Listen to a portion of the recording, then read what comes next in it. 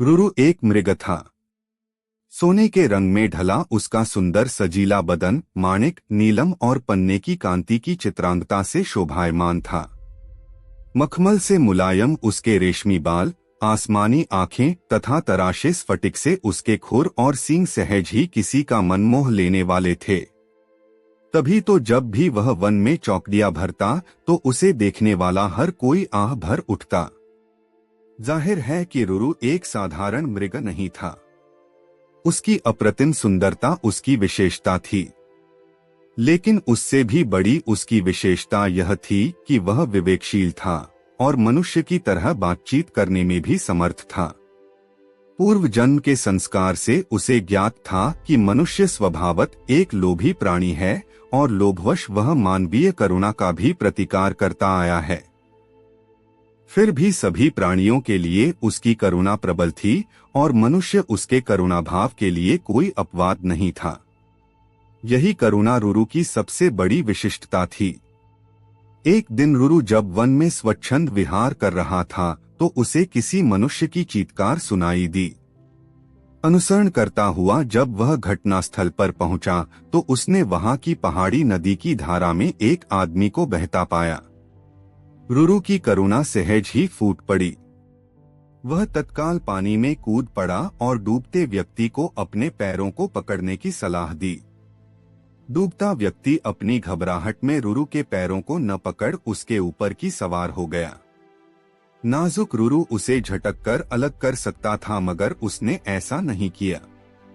अपितु अनेक कठिनाइयों के बाद भी उस व्यक्ति को अपनी पीठ पर लाद बड़े संयम और मनोबल के साथ किनारे पर ला खड़ा किया।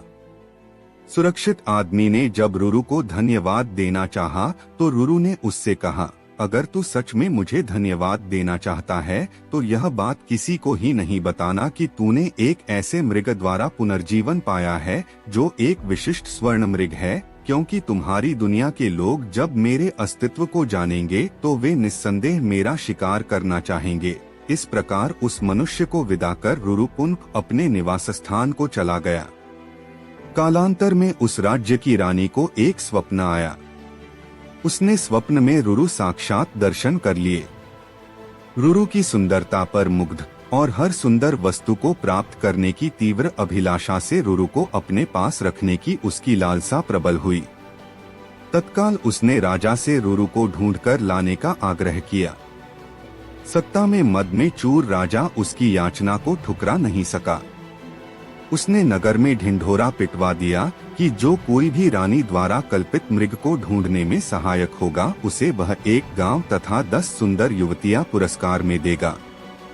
राजा के ढिंढोरे की आवाज उस व्यक्ति ने भी सुनी जिसे रुरु ने बचाया था।